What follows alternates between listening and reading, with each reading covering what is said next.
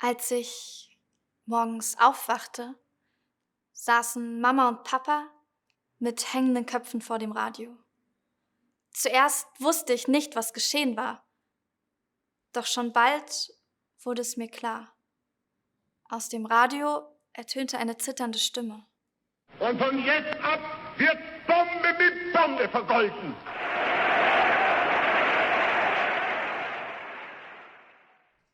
Der Krieg ist ausgebrochen.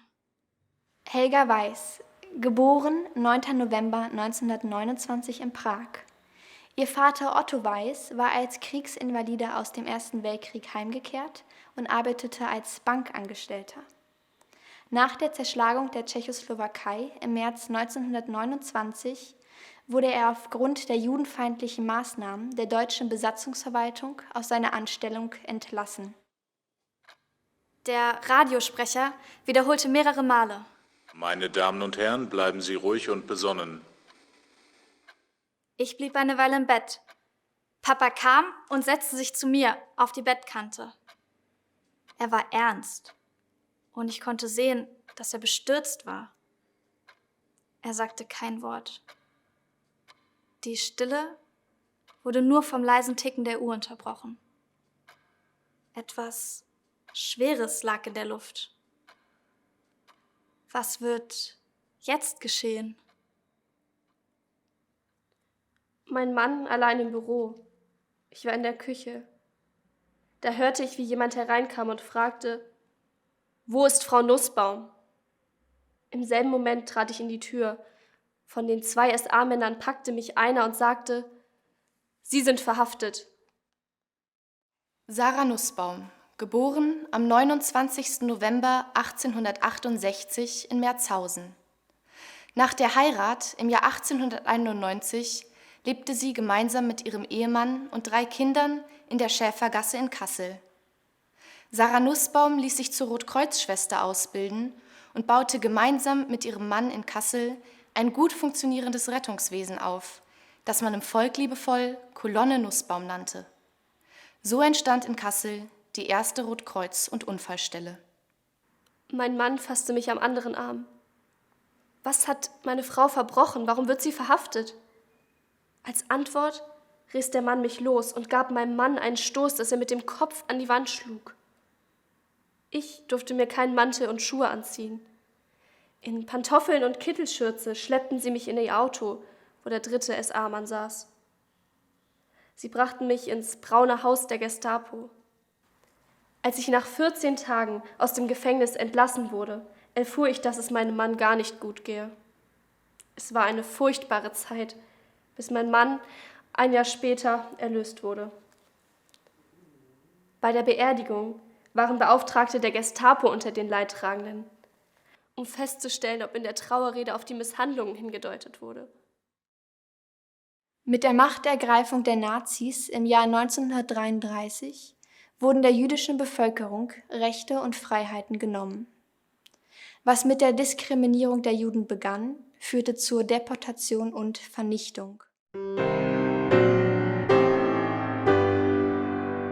Wir fliegen über den Ozean und hoch in die Stratosphäre. Wir sehen von New York bis Teheran und holen uns Land aus dem Meere. Wir sprechen von Oslo nach Samarkand, ohne die Stimme zu heben. Wir können im südlichsten Feuerland Jack Hilton aus London erleben. Die Welt ist klein geworden, so winzig klein geworden, ein schöner Ball, mit dem du gerne spielst. Sie ist ganz dein geworden und allgemein geworden und wartet ab, wohin du damit zielst. Wirst du die Macht, die du dir schufst, zum Guten wenden, wird sie dich blenden mit ihrer Pracht. Die Welt ist klein geworden, der Widerschein geworden von dem, was Menschenkraft aus ihr gemacht. Wir haben die Technik gehegt und gepflegt, wir dünkten uns klug und weise. Wir haben die Erde in Schienen gelegt und kommen uns selbst aus dem Gleise. Chinesische Kulis, japanische Herren, die weißen Europäer, sie standen sich immer so unerhört fern. Jetzt rücken sie näher und näher. Die Welt ist eng geworden, so schrecklich eng geworden. Du siehst die Luft vor lauter Drähten nicht. Es ist ein Gemeng geworden und ein Gedräng geworden um einen Platz für dich im Sonnenlicht. Was nützt die Ernte dir, die unter Dach und Fach war? Der böse Nachbar nimmt sie dir weg. Die Welt ist eng geworden, es ist ein Gezänk geworden um jedes noch so kleine Stückchen Dreck. Wir sausen mit 1000 PS dahin, wir können es nicht mehr lassen. Wir sitzen im Turm von Babel drin und können uns nur noch hassen. Wir haben das Licht elektrisch gemacht und können uns trotzdem nicht sehen. Wir haben ein Esperanto erdacht und werden uns niemals verstehen. Die Welt ist weit geworden, so furchtbar weit geworden, und alle Hoffnungen sind Träumereien. Du bist gescheit geworden und bist bereit geworden, auf dieser weiten Welt nur Spreu zu sein. Was dein Gehirn zu deinem Wohl erfunden, hat dich gebunden und nicht erlöst. Die Welt ist weit geworden und es ist Zeit geworden, dass du nicht drunter, sondern drüber stehst.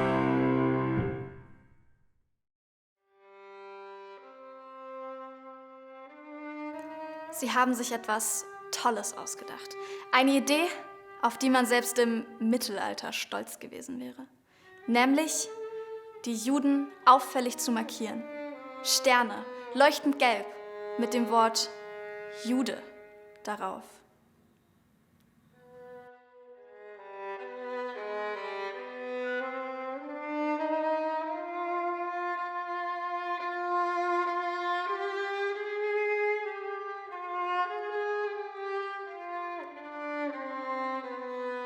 Sterne am Himmel, ein Stern auf der Brust.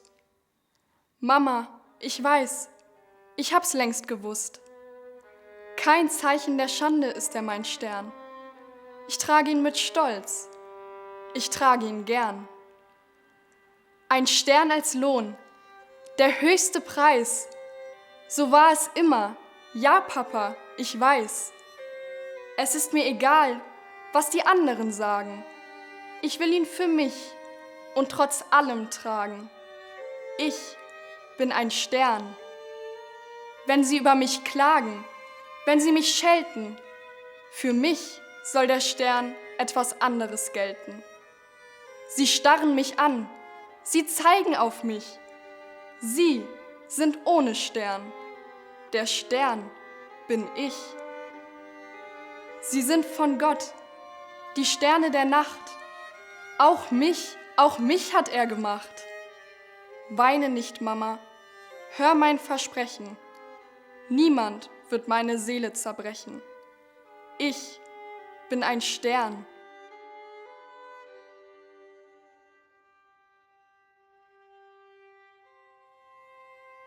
Mein lieber Junge, heute, vor 3 Jahren, bist ganz allein du in die Welt gefahren. Noch sehe ich dich am Bahnhof dort, in Prag, wie du aus dem Abteil verweint und zack, den braunen Lockenkopf neigst hin zu mir und wie du bettelst, lass mich doch bei dir. Dass wir dich ziehen ließen, schien dir hart. 8 Jahre warst du erst und klein und zart. Und als wir ohne dich nach Hause gingen, da dachte ich, das Herz muss mir zerspringen. Gar oft habe ich geweint, das glaube mir. Und trotzdem bin ich froh, du bist nicht hier. Ilse Weber, geboren am 11. Januar 1903 in Wittkowitz, Österreich-Ungarn, deutschsprachige jüdische Autorin. Sie konnte ihren älteren Sohn Hanusch aus dem okkupierten Protektorat Böhmen und Mähren mit einem Kindertransport nach England schicken. Sie, ihr Mann und ihr jüngerer Sohn blieben in Prag. Avino Malkeno, Anneno wie ein Eno. Avino Malkeno, Anneno wie ein Eno, qui ein varum asim.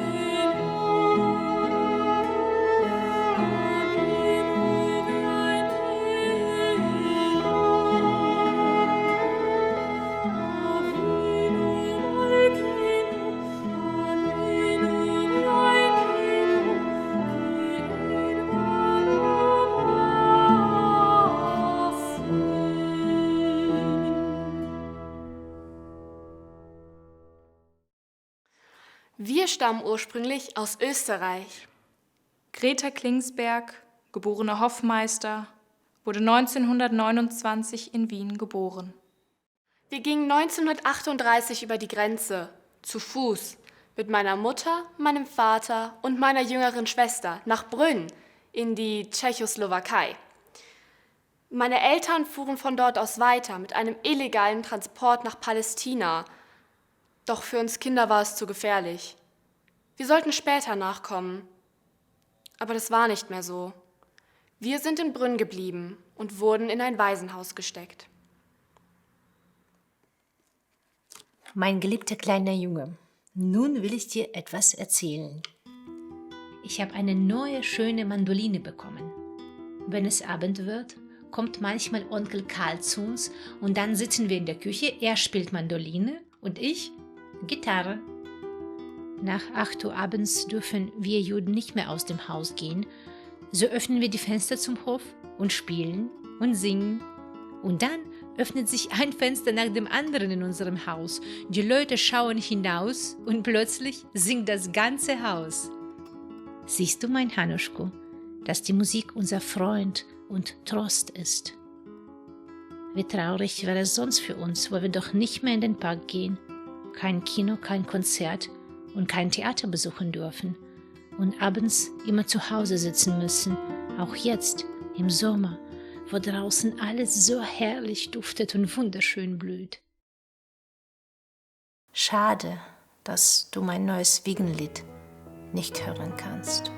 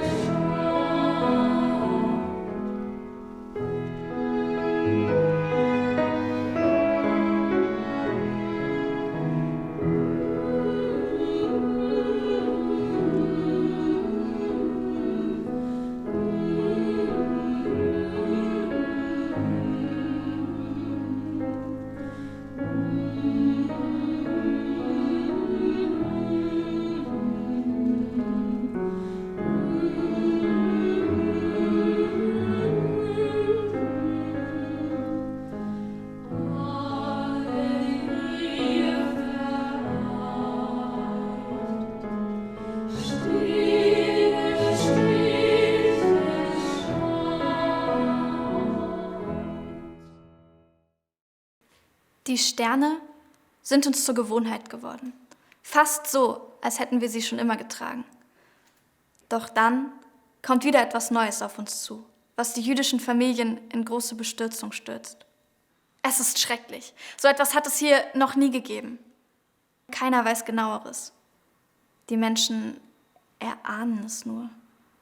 Angeblich gibt es Transporte. Wir können nur hoffen, dass es nicht wahr ist. Nein, es darf einfach nicht wahr sein. Ganz bestimmt ist es nicht wahr. Wer sich das wohl wieder ausgedacht hat. Alle machen sich reisefertig. Die Nachricht über die Transporte war nicht erfunden.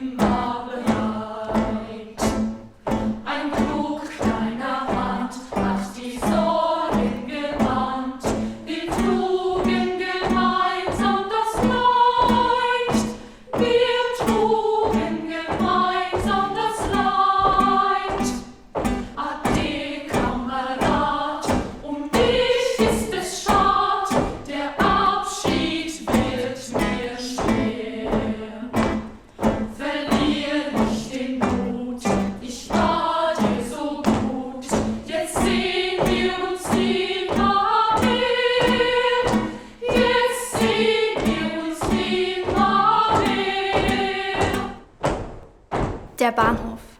Sie setzen, oder besser gesagt, verfrachten uns in einen der leeren Waggons. Wir denken an das, was vor uns liegt. Wieder diese Ängste und das sinnlose Rätseln. Niemand von uns ist je in Theresienstadt gewesen. Niemand weiß etwas. Es gibt nur dumpfe, unbestimmte Vorstellungen. Wie wird es dort aussehen? Der Zug wird langsamer, er ruckt noch ein paar Mal und bleibt dann stehen. Die Türen unseres Abteils öffnen sich und wir können aussteigen. Wir erfahren viele unschöne Dinge. Das Schlimmste aber ist, und das hatten wir schon vermutet, dass Männer und Frauen getrennt untergebracht sind. Wir sind 21 Personen in einem recht kleinen Raum. Nachts liegen auch in der Mitte des Raumes Leute. Wer hinausgehen will, muss über sie steigen. Wir schieben unsere Füße den anderen ins Gesicht. Es ist wirklich schrecklich. Auch Ilse Weber wurde 1942 mit ihrem Mann und ihrem jüngeren Sohn von Prag in das Ghetto Theresienstadt deportiert. Gleich nach ihrer Ankunft in Theresienstadt meldete sie sich als Krankenpflegerin und übernahm die Leitung der Kinderkrankenstube. Es war ein Zimmer mit 8 Betten, ohne Matratzen, ohne Bettwäsche, überhaupt ohne jegliche Hilfsmittel. Es gelang ihr, auf illegalem Wege eine Gitarre zu besorgen. Und darin lag die eigentliche Behandlung, eine Therapie, die wahre Wunder wirkte.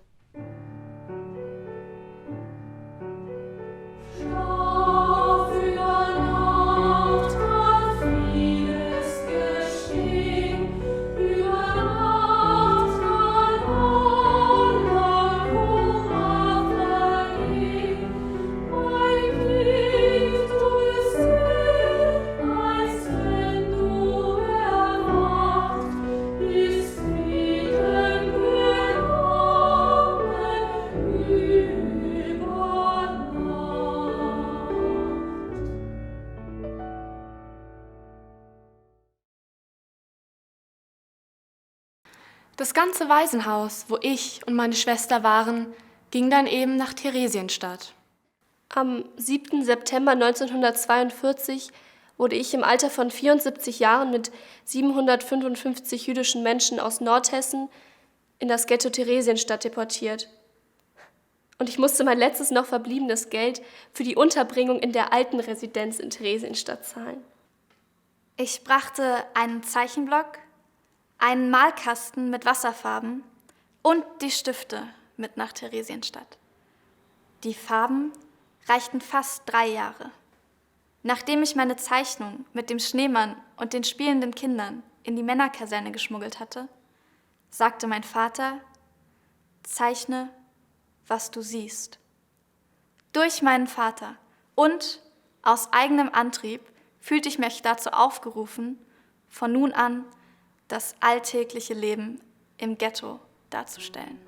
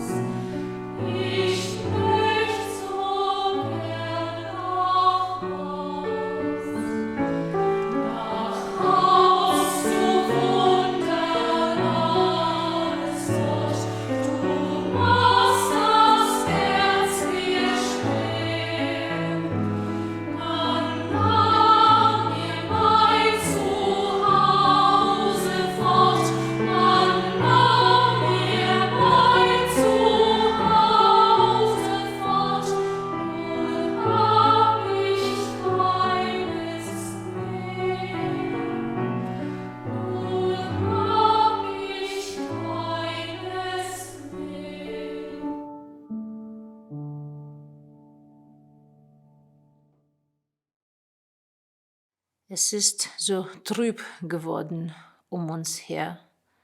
Man nahm uns alles fort, nichts blieb uns mehr.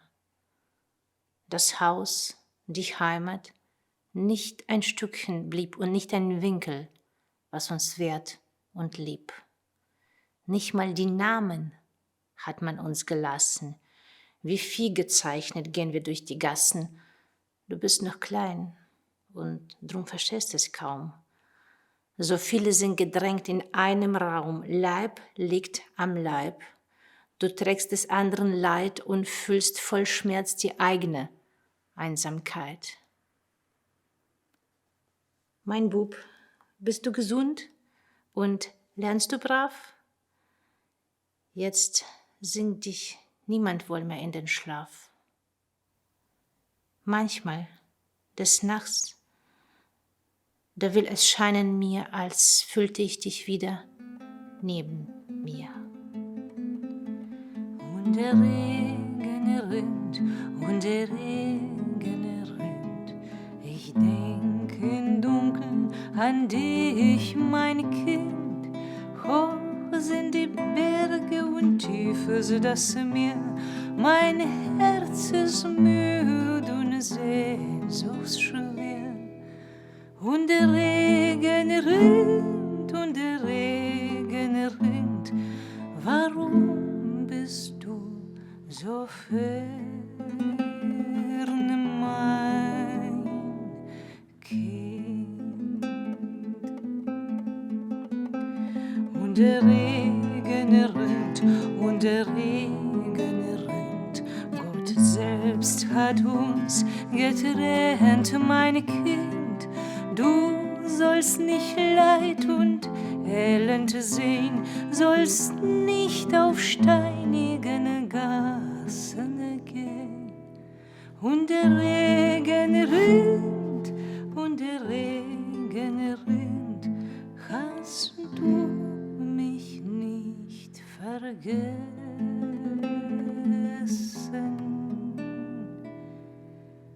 Kind?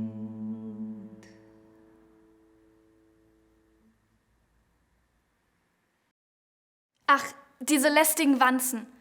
Man kann nicht schlafen. Wir sind nur noch zu 6 hier.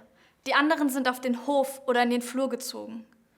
Wir lassen nachts das Licht an, aber nicht mal das hilft. Die Wanzen, sie krabbeln an den Wänden entlang, über die Bettdecke. Sie fallen vom Bettgestell direkt ins Gesicht. Ich habe es aufgegeben, sie totzuschlagen. Knapp 60.000 Häftlinge lebten in Theresienstadt auf der Wohnfläche, die für nur 7.000 Menschen gedacht war. Man kann sich vorstellen, was für elende Lebensbedingungen es dort gab. Qualvolle Enge, Wassermangel, sich schnell verbreitende Krankheiten. Nach meiner Ankunft in Theresienstadt meldete ich mich freiwillig zum Dienst in der Typhusbaracke der Krankenstation. Die Häftlinge lagen auf dem Boden und erhielten keinerlei Medikamente. Bis Februar 1945, also im Laufe der 31 Monate, begleitete ich tausende Todkranke.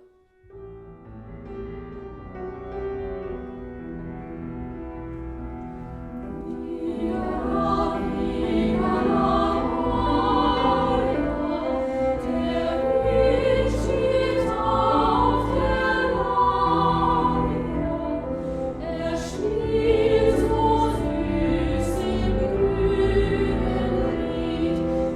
Nacht, die Wolken, sie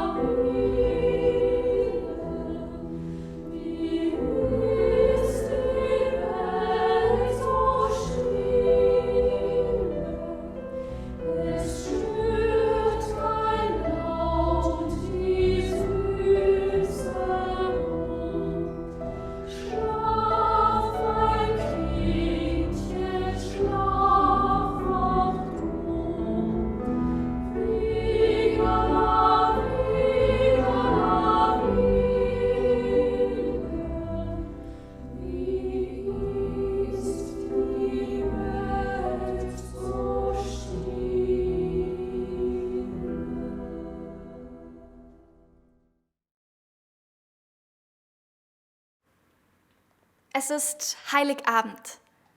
Es ist ein elendes Weihnachten. Ich werde nicht einmal Papa sehen. Und dann gibt es auch noch Kümmelsuppe. Wir haben jeden Tag Kümmelsuppe. Warum auch nicht heute? Weil Weihnachten ist. Der Magen weiß nicht davon und wird sich nicht beklagen. Und das ist die Hauptsache. Die Mädchen vom Zimmer nebenan hatten ein Programm vorbereitet. Und aus allen Zimmern kamen sie, um zuzuschauen. Es war wunderschön. Und für einen kurzen Moment haben wir alles um uns vergessen.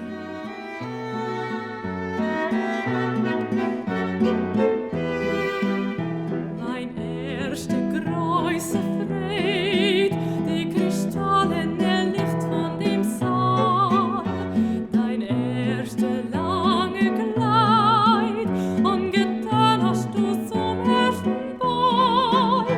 Ein schenket jene Nacht, will ich schein nicht vergessen, kein Mal. Ich gedenk das heut, was der Reus gescheit, in dem seltenen Lirwen Kristall. Den geliebten Gott, wie geschwebt in den Gott, zu mein Herz hast du sich gedrückt, mich mit größter Freude beglückt.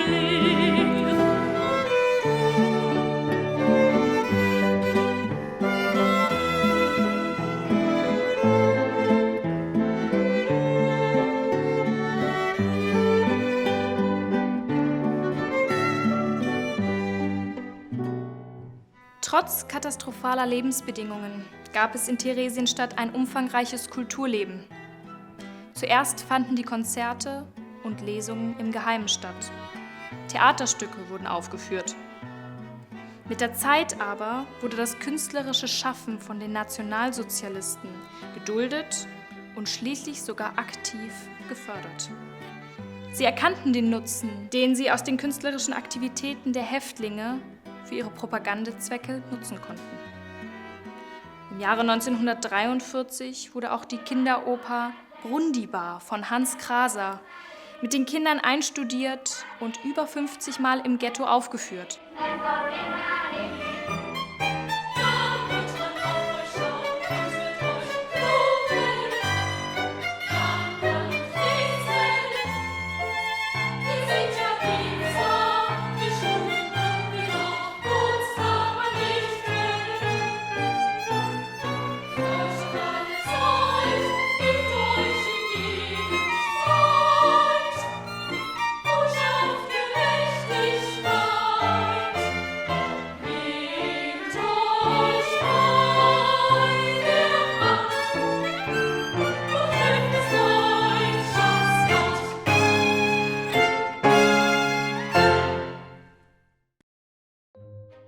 Angeblich soll eine internationale Kommission kommen. Deswegen wird jetzt groß aufgeräumt, um an der Verschönerung der Stadt zu arbeiten. Es ist zwar lächerlich, aber es wirkt fast so, als würde sich Theresienstadt in einen Kurort verwandeln. Es erinnert mich fast ein bisschen an das Märchen Tischlein deck dich. Am Abend kommt der Befehl und am nächsten Morgen stehen die Leute auf und fragen sich, wo dies und jenes auf einmal herkommt. An jedem Eckhaus müssen Straßenschilder angebracht werden und an den Kreuzungen Richtungspfeilen, zum Park, zum Bad. Ein Gebäude am Bahnhof wurde gemalt, geschrubbt, Schulbänke wurden hineingestellt und schon am nächsten Morgen leuchtete die große Aufschrift Knaben- und Mädchenschule. Auf dem Marktplatz gibt es nun ein Rosenbeet. Fußwege wurden mit gelbem Sand bestreut und in 2 Reihen stehen frisch lackierte Bänke. Auf einem der Häuser steht Kaffeehaus. Die anderen Häuser werden ebenfalls angestrichen. Es gibt jetzt ein Musikpavillon, eine Bibliothek, ein Säuglingsheim mit Spielzeugen und Schaukelpferden, ein Planschbecken, einen Sandkasten und ein Karussell. An dem Tag, als die Kommission kommen sollte, stand ein Wagen bereit mit Brot und dazu Männern in weißen Schürzen mit weißen Mützen und Handschuhen. Aus der Landwirtschaft wurden hübsche, jung aussehende Mädchen ausgesucht. Und diese Gruppe soll unter Gesang Körbe mit frischem Obst tragen. Die Kinder üben, noch ein letztes Mal die freudigen Begrüßungsworte herunterzusagen und die Nase über das ihnen gebotene Essen zu rümpfen. Schon wieder Sardinen. Es ist alles vorbereitet. Die Ghettoaufseher laufen aufgeregt umher, um überall rechtzeitig Zeichen zu geben. Die Komödie kann beginnen.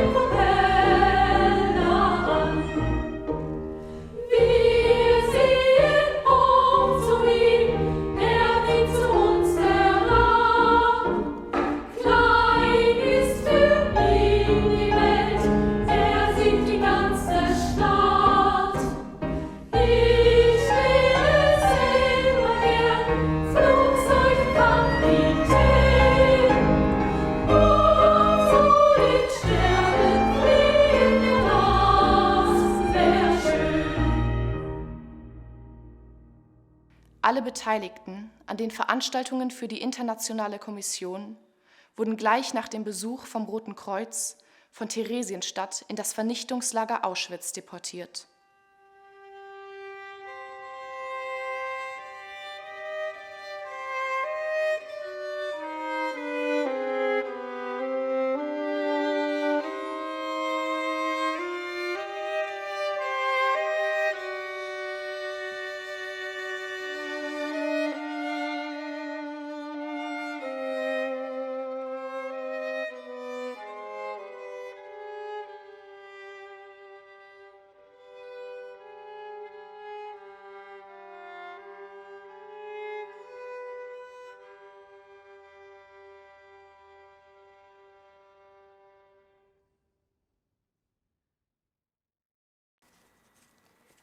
Im Februar 1945 fühlte ich mich seelisch und physisch so erschöpft, dass ich mich freiwillig für einen Transport in den Osten meldete. Keiner von den Häftlingen wusste, was sie im Osten erwartete. Es war aber klar, dass es nichts Gutes ist. Genauso wenig wussten die Häftlinge Anfang des Jahres 1945, dass der Krieg fast zu Ende war.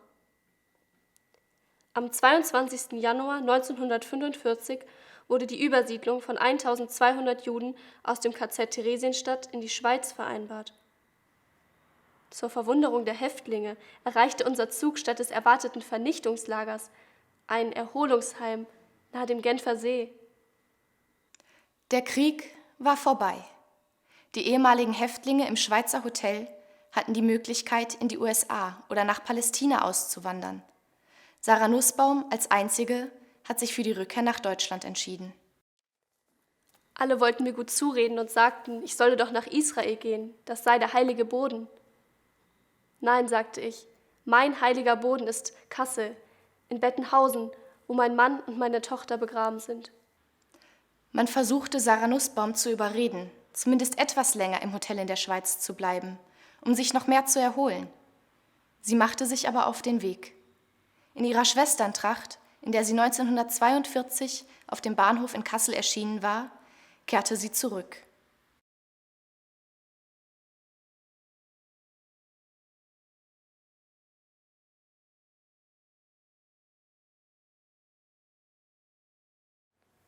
Das Leben hat viel Schönes mir genommen. Um wie viel Glück bin ich bei dir gekommen, doch ich trag's gern, wenn es auch manchmal hart, viel Hässliches blieb dir dadurch erspart. Es ist schon spät und ich will schlafen gehen. Könnte ich dich einen Augenblick nur sehen. So aber kann ich nichts als Briefe schreiben, die voller Sehnsucht sind und liegen bleiben.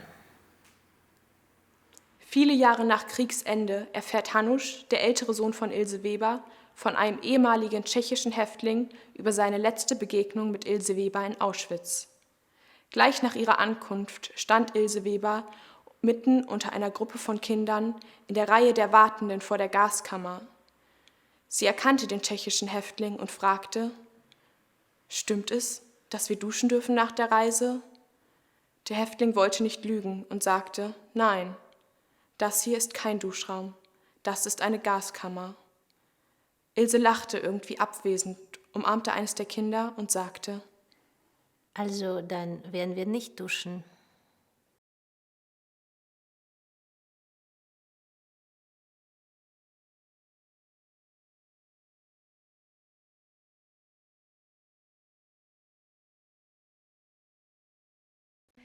Helga Weiß hat den Holocaust überlebt.